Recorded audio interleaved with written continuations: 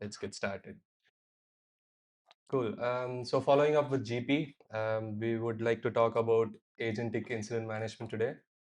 I'll start with a simple introduction about myself. I'm Hemant. I've been a backend engineer for the most part, mostly in the JVM ecosystem, infra, data as well. So that's about me. I'll hand over to Divya. Hello, am I audible? Perfect. So myself Divya, and I have almost 12 years of experience. And I-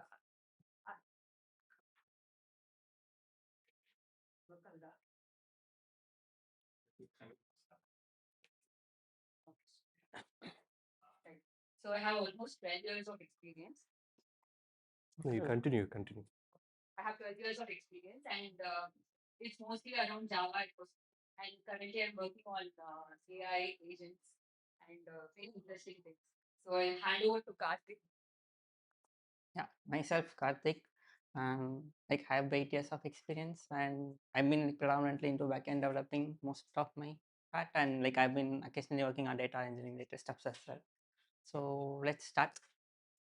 Okay. So like quick question, like how many of you here are like SRE engineers or like been on-call support engineers? Okay, like less than expected. Okay, fine. So like like you folks would have aware, right? Like on-call engineers and stuff. Like you would have like suddenly get like some calls at like night 3 a.m. and stuff, and like they would like suddenly ask you to join war room and stuff, right? So it happens for everyone. And what happens? So they like when you go get into that war room, like people like lot of stakeholders will be there, and then like you will be asked to like troubleshoot the production incident like immediately. So as I mean like as you like you have to look, I mean like hunting through multiple dashboards and stuff, like there will be multiple dashboards like with different teams like uses different dashboards, right? So you have to like hunting through like for that one clue like which you have to remember now. So that's what happens. So if you look at here, so basically like yeah, like before like you imagine, right, like it will like things will pile up and like it will just escalate like sooner much faster. So now, so this is what like we call manual firefight, right? Like usually like this is how like production support like more majority of the cases like it works. So I mean mostly like we once we receive the alert, like one I mean like our on-call engineer and SRE team will be alerted, and then like we'll just go through this dashboards, like we'll have multiple dashboards, and then we'll like parallelly we'll shift through multiple logs and metrics and stuff.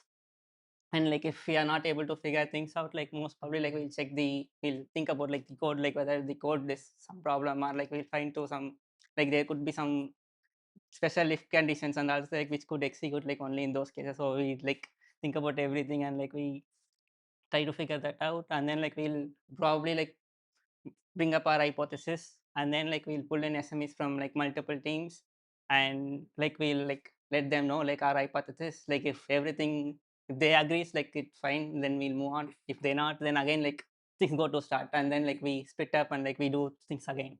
So this is how like all this like while production there is an incident and customers waiting for us to fix, right? So imagine the pressure and stressful situation there. And yeah, like as I said, like multiple stakeholders will be there in the call, and then like they will be constantly running behind us for frequent updates like while all this is happening. So yeah, so this process is like slow and then like stressful as mentioned here, and like it's also expensive as well. Like we'll be pulling out like devs and engineers from like not doing their development works and stuff. So yeah, so first thing like this row what we see is like the one which we discuss as manual firefight. Sorry. So like now imagine like the same, like once we receive the alert, like instead of human triages, like imagine like we have a fleet of worker agents like which does all the work like which we discussed for now for us, and then like it does the instant analysis, and then like figures out like what, how we can remediate the problem, and then like it automatically fix the problem, and then like it also communicates to like stakeholders. Sounds exciting, right? So yeah, so meet Jarvis, like an incident agenting management system. So Yeah, let's take a small, like regular common use case, right? Like where one of our backend service like would like hit CPU threshold. It usually happens in production system, right? Let's try to simulate the issue and like let's see what happens. So this is the one of the backend service that we have like in our system, like which we specifically created for this purpose. So let's try to induce load, right?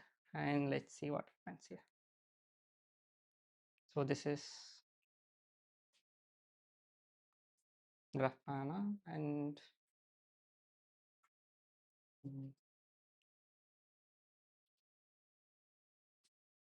let's reduce it to 5 minutes. And then let's see here. So if you see, like it's just starting to go up.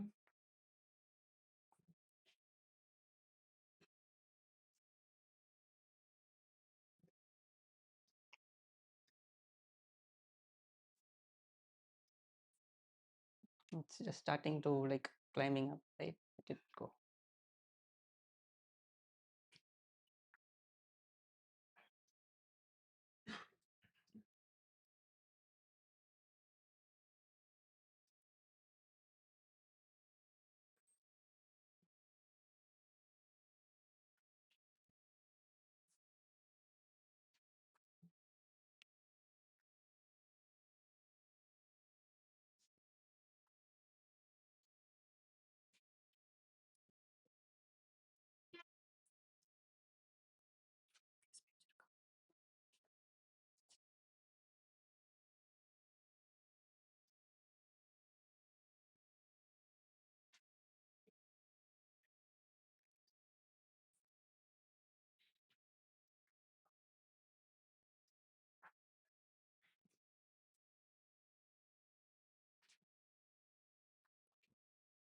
Okay, let's stop and run again and see what happens.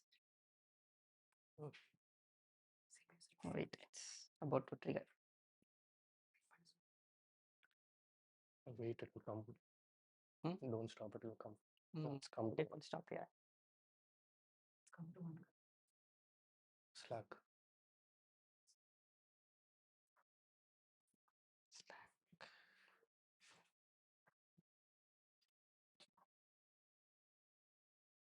I haven't received it. Individual.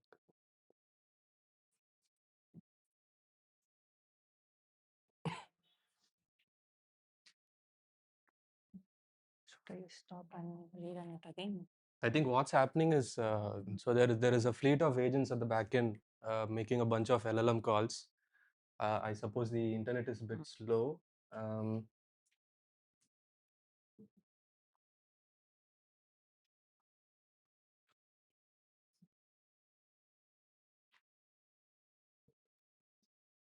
So Grafana here shows almost 90% CPU being used, right? Let me-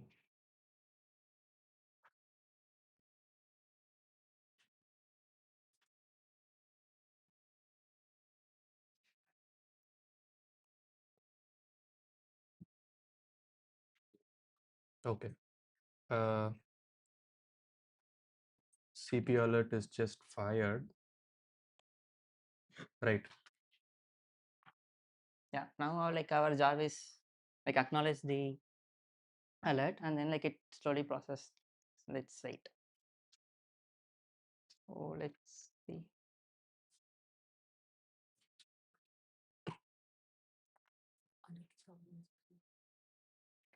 Stop the alert.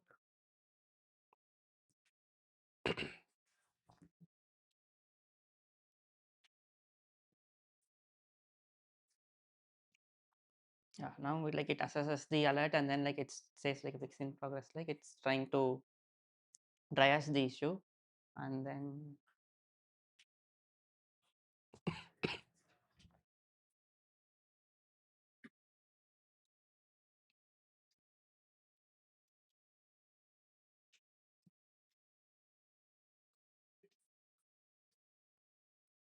okay. So if you see like the automated fix has been started and then like it has remediated as well. So Let's now go back and check the backend services. Right? If you check here, yeah. So if you see, like, it just automatically scaled up the node. So like all this happened like without any manual intervention, right? Like we didn't do anything. Like all this happened at the back end.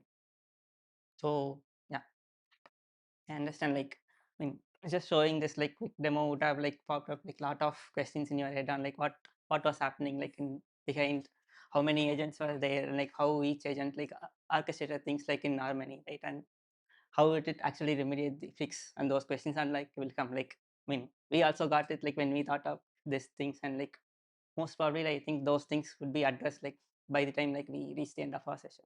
So yeah, with that note, like I'll hand over to Hemant like to walk you through to the architecture. Thank you. All right. Hope that captured your attention. Um, cool. So what Karthikeyan basically showed us is in your uh, daily work day, something had happened uh, which had triggered an incident, and that incident somehow magically got resolved, remediated. Yeah. What I'd like to show you now is how did that happen, and essentially take you through a very high-level bird's-eye view of the architecture of Jarvis. So this is a bit watered down, nothing complex here, but I'll try to still give as much details as I can. Yeah. Uh, okay, this should help.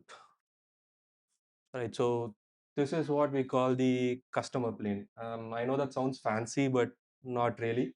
This is simply essentially the user's bound, right? This is where your production workloads live. This is where your observability stack lives.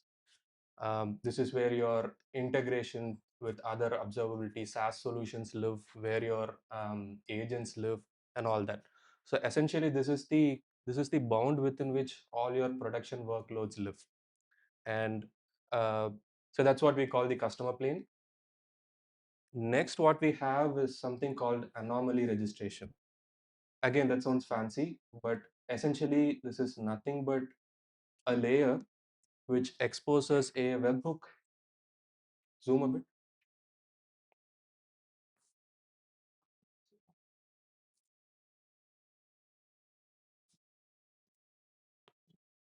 That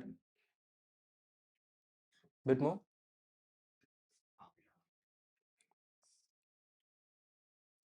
Okay, I'll go back into slideshow after this. Shouldn't matter. So yeah, that was the customer plane, and we were talking about anomaly registration. This simply exposes webhook receivers, right? So Jarvis essentially starts here. So you have your production workloads here, which emits production signals, right? Your metrics, your logs, your functional metrics and whatnot. So all that gets emitted from your production workload, and Jarvis needs to have a way to learn of something going wrong in your production environment. Yeah, and that's where these webhooks come into the picture. So your production app essentially emits an error signal, telling that okay, something has gone wrong, and I'm notifying you that something has gone wrong. And there is also a store which does nothing fancy, rather simply normalizes whatever error signal comes from the production workload and stores it in a database in a unified format. So this layer is intentionally void of any intelligence. This is very plain. Simply receives information from your production stack and transforms into a unified format and stores it in the incident store. Next, we have something called the anomaly bus. So this is simply think of this as a one-way highway, a one-way road, right? Uh, the incidents normalized by the previous layer are injected into this bus. So essentially, this is nothing but a Kafka pipeline, an event pipeline, or a Redis stream for that matter, right? So whatever is injected into the bus can be consumed by any component below that, right? We'll look at the components, but for now, uh, all that you have to understand is, okay, something has gone wrong, and that is somehow available in this pipeline here, in this event stream here. Next is where all the behind the scenes happen, all the magic happen. This is what we call the agent orchestrator. Um, and in the orchestrator, I mean, before we even look at the orchestrator, drawing parallels to the demo that Karthik showed, you would have seen that so, we injected load, CPU spiked to almost 95%, and then you saw a message in Slack, right, which was read at first, and then it sort of remediated and became green. So all that, the remediation itself, the communications, and the actual scaling of the pod, all that are taken care by uh, these these agents here. So all of this is taken care by of a couple of technologies. So one is LangGraph. LangGraph is nothing but a workflow orchestrator. You can think of it as a state machine of sorts, in a sense that it will allow you to transition from one state to another state based on an occurrence of an event, right? What that means is, um, for example, take a light. So a light can transition from on state to off state based on you putting on the switch or putting off the switch, right? So LangGraph tries to model something very similar, with agents, and those agents are implemented through a runtime called CrewAI. So CrewAI is the agent runtime, which allows us to define these autonomous agents, and LangGraph is the framework that orchestrates these agents. It has to LangGraph essentially tells, okay, this agent has to do this first, and once that is done, move over to the next agent, right? So in the backend, we have these agents. What they do is, so we have the assess agent. Assess agent is the agent that is the first autonomous agent that receives the incident from the stream. It looks at the agent and essentially sees if the incident is not a false positive. In this context, in our example, so it assesses if the incident is indeed right, and it's not a false positive. Once it assesses that the incident is right, okay, we'll have to do something about this. It moves the incident to the investigator agent. So the investigator agent, um, think of it as a junior SRE with the capability of 20 more junior SREs, right? What this does is sieves through a lot of previously seen information, tries to understand what this specific error signal means. I mean, a specific metric can mean a lot of other things, right? The root cause can be a lot of other different things.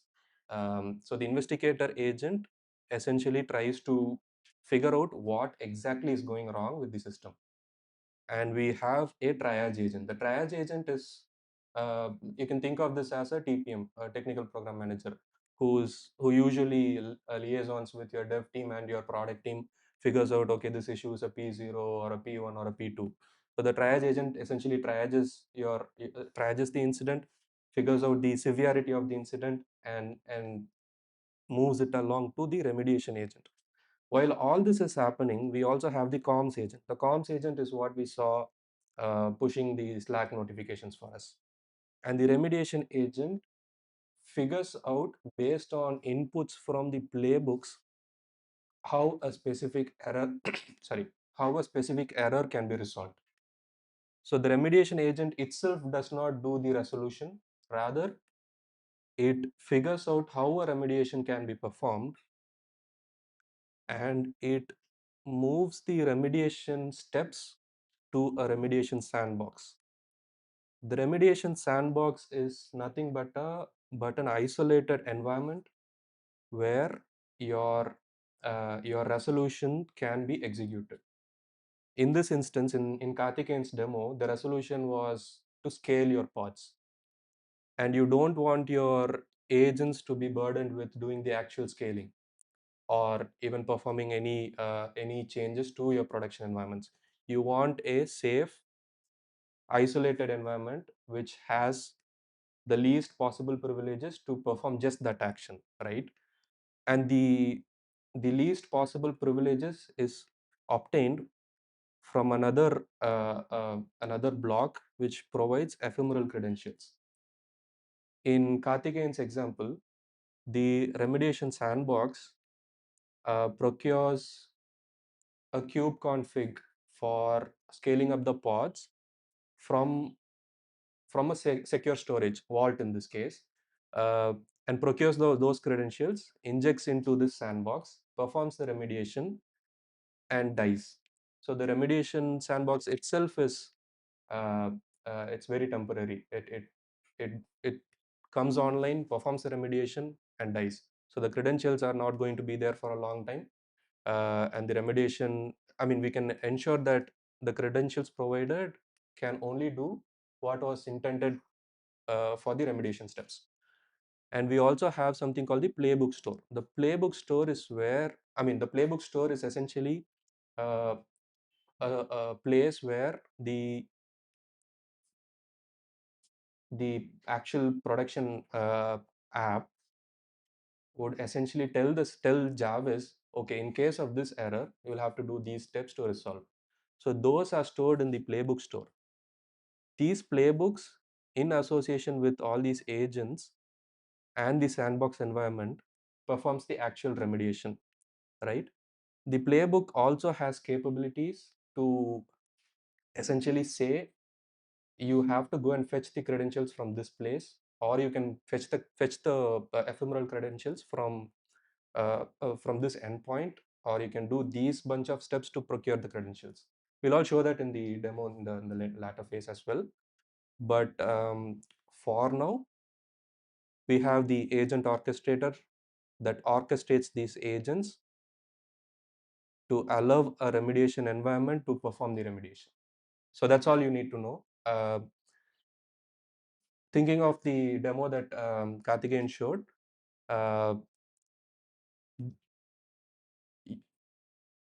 so that was very high level, right? I'll let Divya take you through the some of the like finer points about agents and the different technologies associated with agents and what we are specifically using. And post that, we'll also look at a deeper demo, which will make these things a bit more clear, right? Yeah, Divya. Hello, mic check. Am I audible? Yes. Perfect.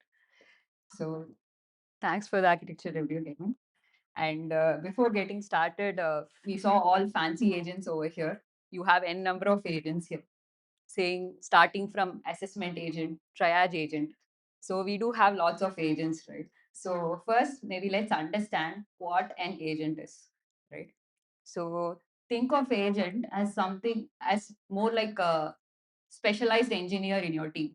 Okay. So by specialized engineer, I mean this engineer is capable of, uh, you know, understanding what the situation is, and he is capable of taking intelligent and autonomous decisions. And this engineer is going to communicate to other members in your team in order to get things done, right? Same goes for agent as well. Okay. Except agent is a piece of software. Okay. And this agent is going to be always available as well. Is my voice audible or it's echoing? It's audible. Okay, fine. So yeah, um, in any production environment, we need a human to be there when things go wrong at 2 a.m., right? But with all these agents, we know we don't need a human intervention when things are going to wrong, and agents are going to take care of things for us. Okay, so with that, now let's understand the Jarvis architecture a little bit. Okay, so why do we have multiple agents to do different works, right? So let's start. Let's take let's take two agents as example. Okay, let's take assessment agent and remediation agent as example. For instance, let's assume these two agents are working in silos, right? So what is going to happen? Uh, let's say you create a synthetic alert for testing purpose. Okay. in that case, what should happen is remediation agent should not remediate things because it's just a synthetic test alert, right? So only when these two agents communicate with each other or share context with each other, things are going to fall in place, right? So that's the reason we need an orchestration layer, okay, for the agents to communicate with each other, right? Okay, so there are many orchestration frameworks, right? LangGraph being the most popular one, and it's battle tested as well. We do have other frameworks as well, like CrewAI, Acno, and Google ADK. Okay, CrewAI provides an expertise like when you have to define an agent in CrewAI, right? It is very simple. Okay, as I already told, an agent is nothing but a specialist in certain domain, right? So any person, not even, I mean, even an SRE can define an agent, right? So maybe I'll show you some samples of how an agent should be defined just using a configuration. So we'll start with that. VS Code. Uh, yep, right. Okay. So if you look at this, right? So this is an incident assessment agent. So, Zoom. okay.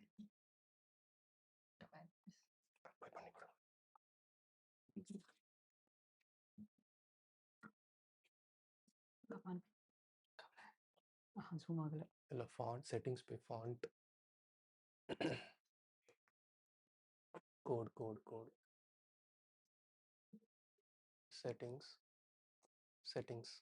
settings font and search பண்ணுங்க அதுதான்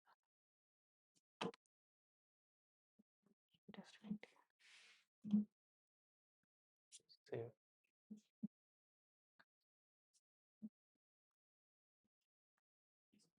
Okay. Okay. So this is the first agent, which is incident assessment agent. Okay. So in CrewAI, what we are going to do is we are going to define a role, a goal, a backstory, a template, and if needed, we can add guardrails. Guardrails are something very important. Okay. So in case of assessment agent, right, we are going to tell the role as incident assessor. Okay. And the goal of incident assessor is to tell whether an alert is a normal alert or a false positive alert. Okay.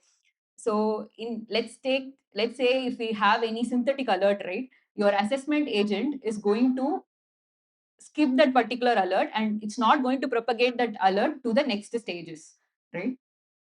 And also you're going to configure your models as well. So this is how you define an agent in CrewAI. Okay. And similarly, we have other agents as well. The triage agent, which determines what is the severity, whether the severity is from P0 to P4.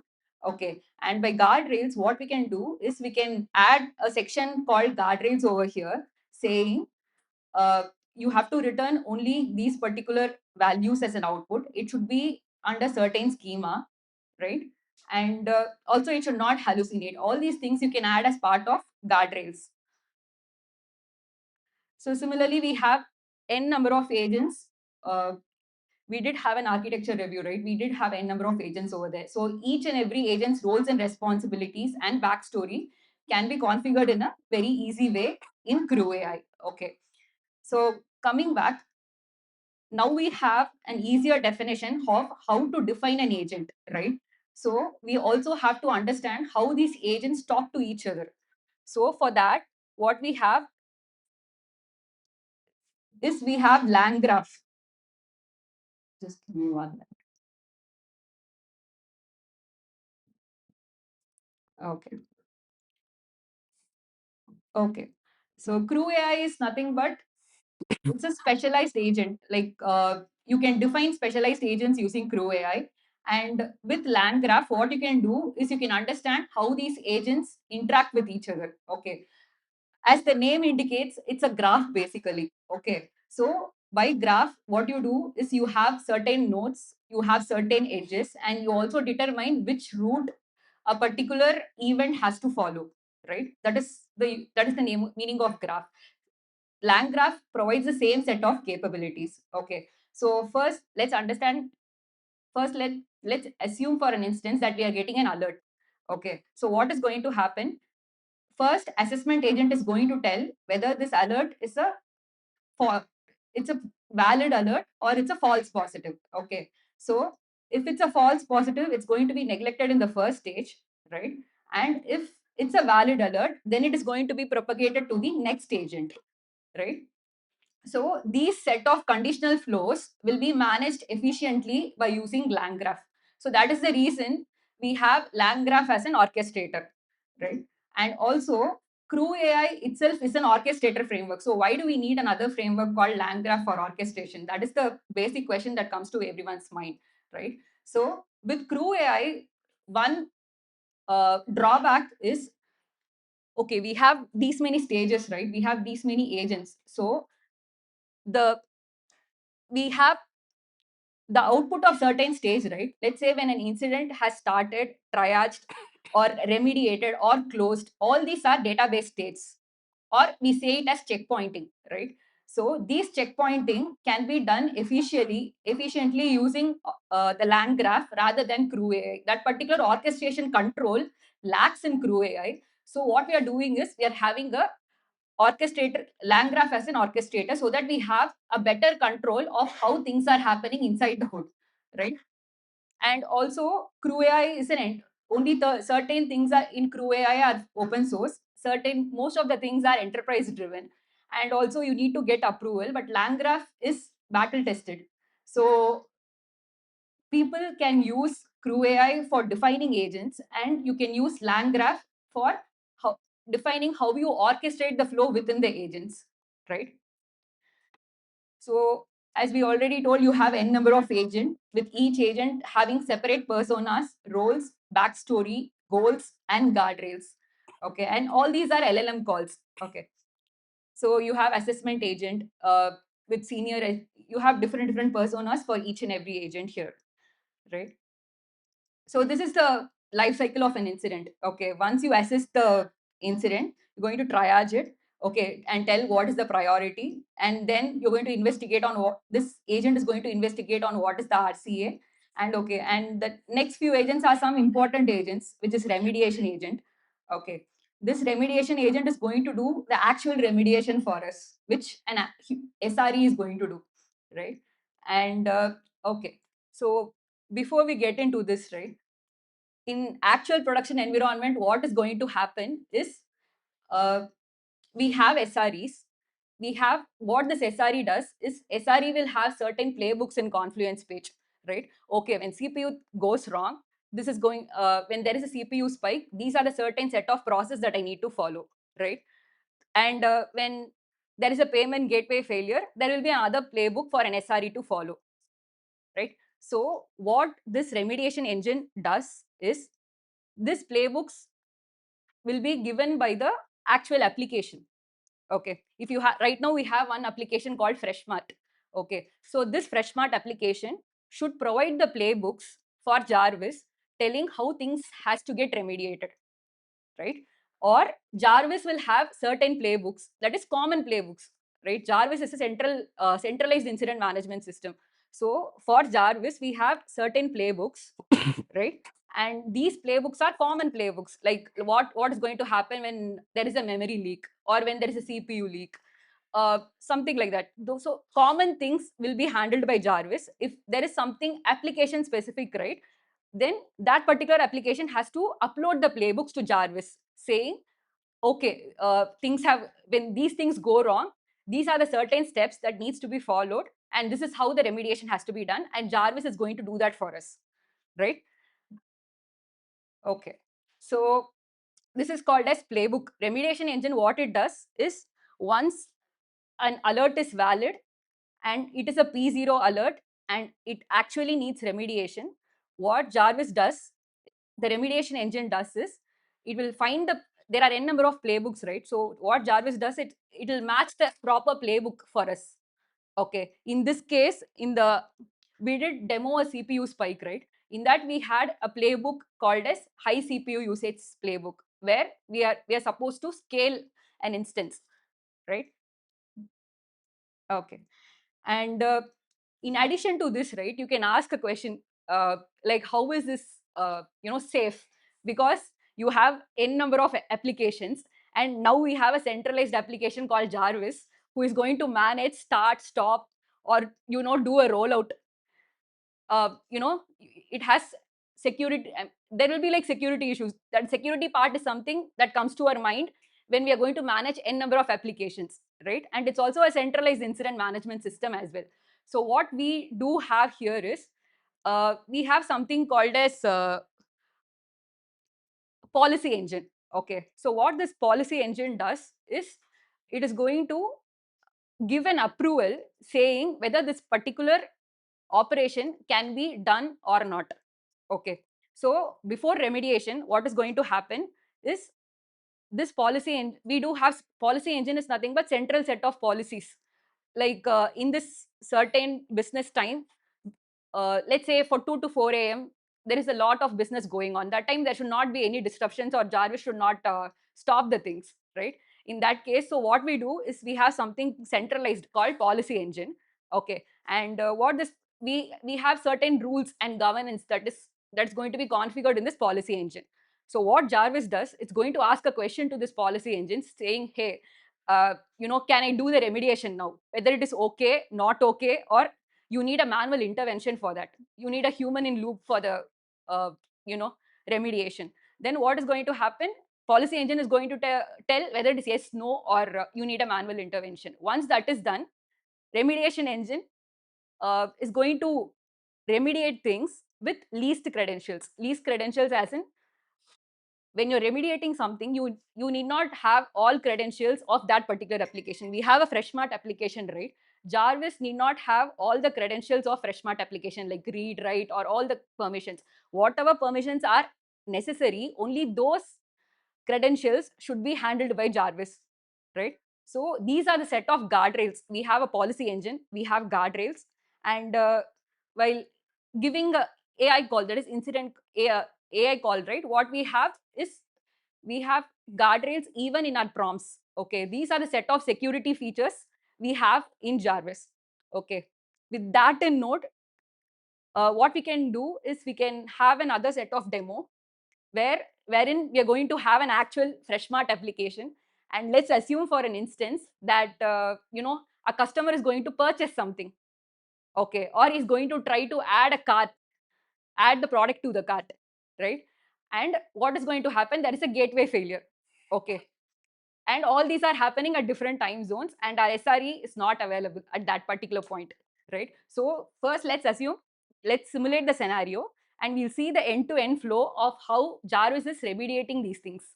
Okay, in that case, there should be a payment gateway switch, right? So we have one application. Just give me 1 minute. Application. Okay, right? So this is the actual e-commerce application, right? Here what we're going to do is we're going to add carts to the product here. So you add products to the cart. I'm sorry. Okay, so you'll go to the cart, and you'll proceed to checkout, place order, done. This is in the normal flow. We are able to check out normally. Okay, now let's simulate a gateway failure. Okay, there is Okay.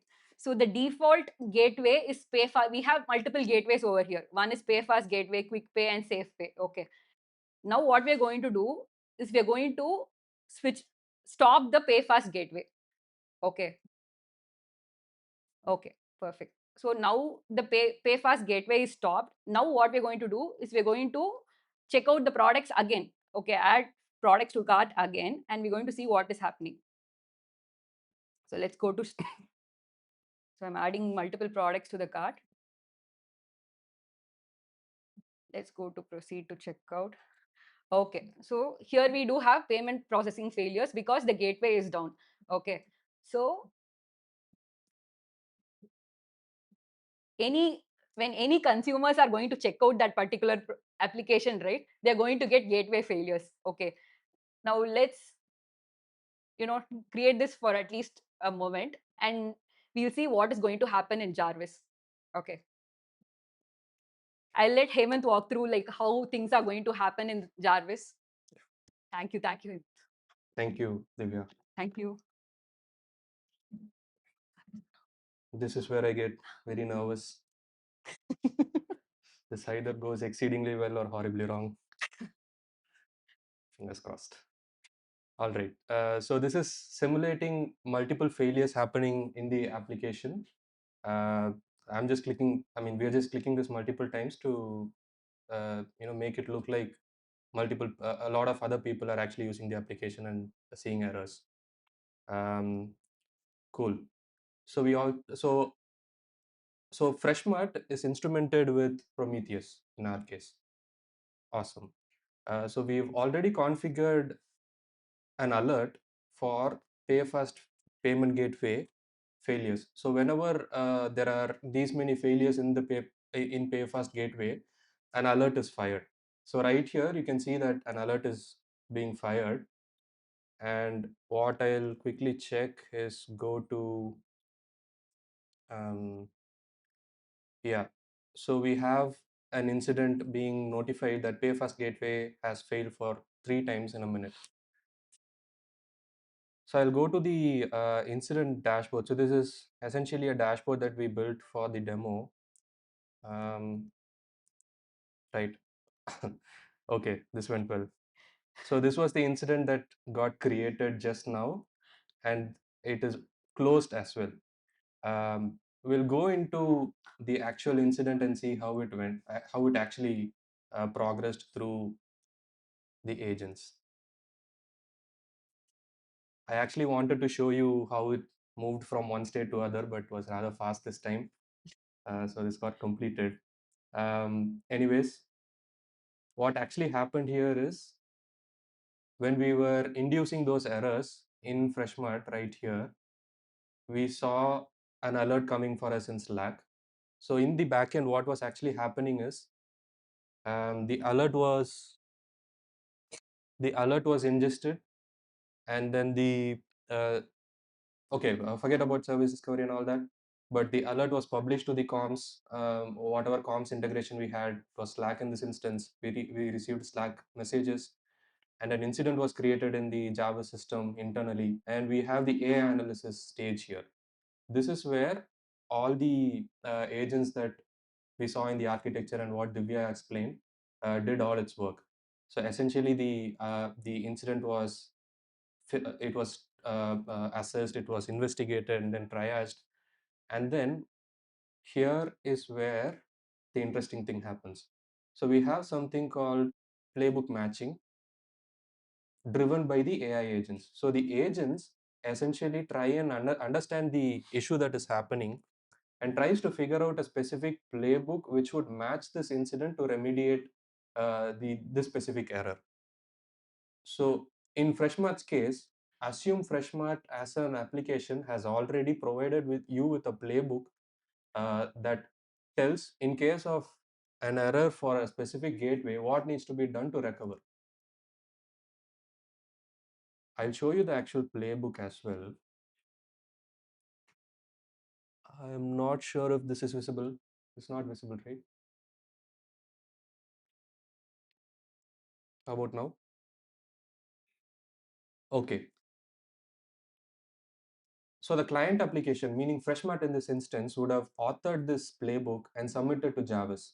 So what this playbook says is, in case of payment gateway failure, do these steps. So these steps are basically uh, like YAML. This is telling what needs to be done in YAML, right? It says, okay, hit this URL, figure out what available gateways we have, and then figure out a healthy gateway. And then if you find a healthy gateway, switch to that gateway, right? How all this works is when the system parses this playbook, it also allows step chaining. So basically, whenever some information is captured in one of the steps, it is chained to the next step. So this healthy gateway can be used uh, in subsequent steps. So the stuff that is captured in one of the earlier steps can be carried over to the subsequent steps, right? So this playbook essentially tells, okay, you've noticed this in issue happening, do these steps to remediate, right?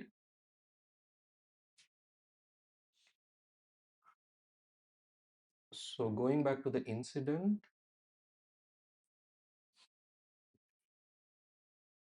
right?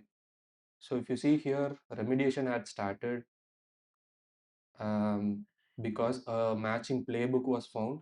The playbook name is payment gateway failover, and the actual execution of the remediation was also complete. What that means now is, if I go back to Freshmart and attempt retrying the payment, it goes through successfully. Why this happens is because the remediation agent at the back end had figured out what needs to be done and like launched an executor in an isolated environment to actually complete the remediation. So if we go back to the dummy admin gateway admin page for gateways, so you could see pay fast as the default right now. I mean earlier. If I refresh this becomes safe pay, right? So this is how agents in the backend take care of all the in every case whenever there is an incident. That's how all this is taken care of. And that concludes our Yeah. talk and demo. We are open to questions as well.